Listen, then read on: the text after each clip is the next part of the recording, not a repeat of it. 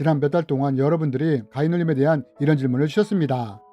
목사님, 저는 가위에 눌릴 때마다 눈, 코, 입이 안 보이지만 투명한 사람인 형체였는데요. 특징은 상체만 있습니다. 투명한 영이었는데 계속 제목을 눌러서 가위에 눌렸습니다. 목사님, 낮잠을 자다가 가위에 눌렸는데 영안이 열리면서 악한 영 2마리를 봤는데 머리부터 발끝까지 까맸어요. 와 같은 가위 눌림에 대한 현상에 대해 질문을 주셨습니다. 이번 시간에는 이외에도 여러분들이 가위 눌림에 대한 질문들을 주셨는데 이 가위 눌림은 왜 일어나며 또 이 가위 눌림의 문제를 어떻게 해결할 수 있는지에 대해 함께 나누기 원합니다. 그렇다면 여러분, 가위 눌림은 주로 어떤 분들이 경험을 하게 될까요? 여기서는 먼저 가위 눌림이 왜 일어나는지 설명하는 몇 가지 견해에 대해 말씀을 드리기 원합니다. 우선 의사들은 가위 눌림이 수면마비 때문에 일어나는 증상이라고 주장을 합니다.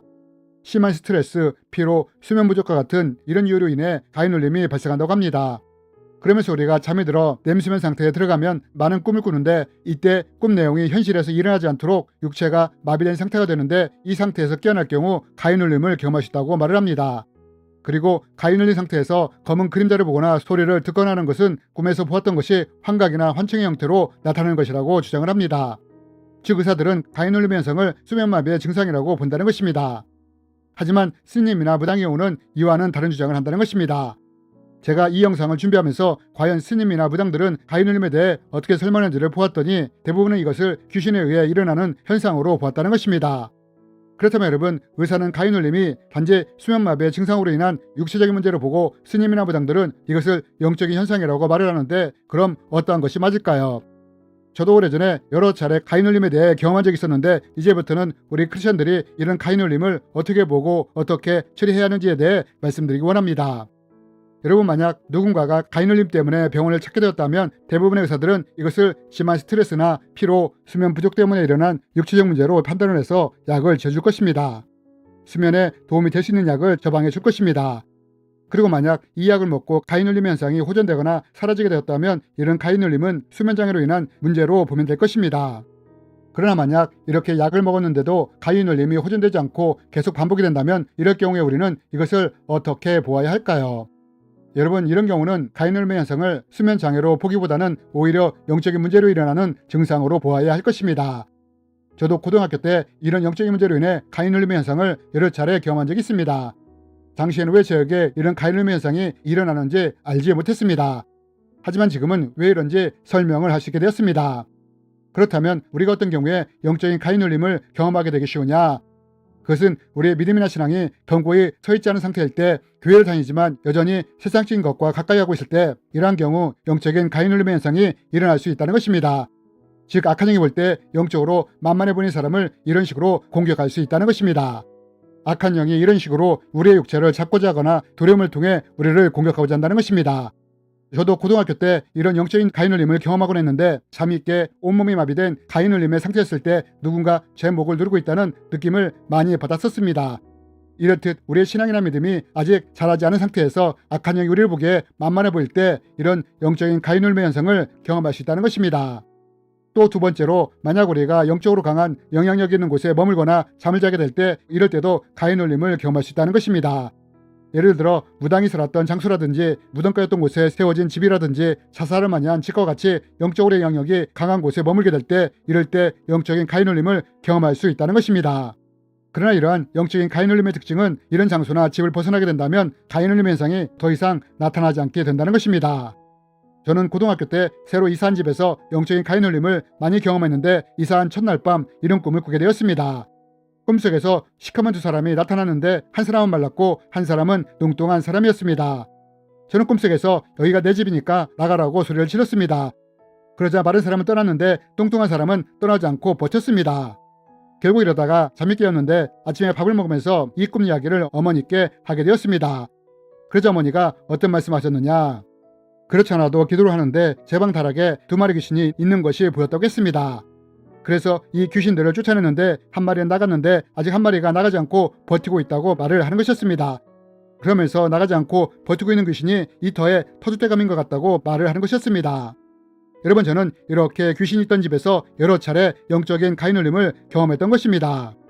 그렇다면 여러분, 이러한 영적인 가위 눌림은 어떻게 사라지게 할 수 있을까요? 저와 같은 경우에는 말씀과 기도, 예배를 통해 저희 신앙과 믿음이 점점 자라기 시작하면서 이러한 영적인 가인울림의 현상은 사라지게 되었습니다. 여러분, 만약 누군가에게 가인울림의 현상이 일어나는데 병원에서 약을 먹고 해결되었다면 이러한 가인울림은 수면마비로 인해 생기는 육체적인 문제로 보시면 됩니다. 그러나 이름에도 불구하고 가인울림이 개선되지 않는다면 이러한 가인울림은 어떻게 보아야 하느냐? 단지 육체적인 문제로만 볼 것이 아니라 악한 영적인 존재 때문에 일어나는 영적인 가인울림으로 보아야 한다는 것입니다. 그럼 이럴 때 우리가 어떻게 해야 하느냐? 어떤 분은 이럴 때 예수 이름으로 대적하면 되지 않느냐고 말씀을 하시는 분들도 있습니다. 물론 이렇게 할 때 어느 정도는 효과가 있을 수도 있지만 사실 이름에도 불구하고 영적인 가인울림 현상은 계속해서 나타날 수도 있습니다. 그럼 왜 제가 이렇게 말을 하는 것이냐? 만약 우리의 믿음이나 신앙이 제대로 세워지지 않은 상태에서 악한 영을 대적한다고 해도 우리의 영적 권세가 약한 상태이기에 악한 영이 잠깐 피할 수 있지만 다시 공격을 할 수 있기 때문입니다.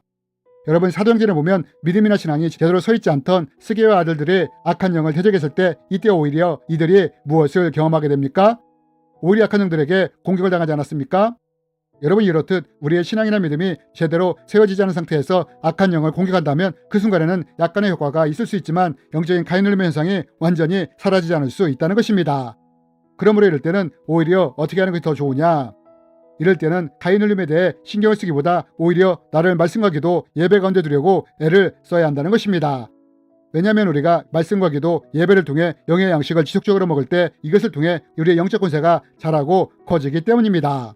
그리고 이렇게 우리의 영적 권세가 자랄 때 악한 영들이 이런 우리를 만만하게 보지 못하게 된다는 것입니다.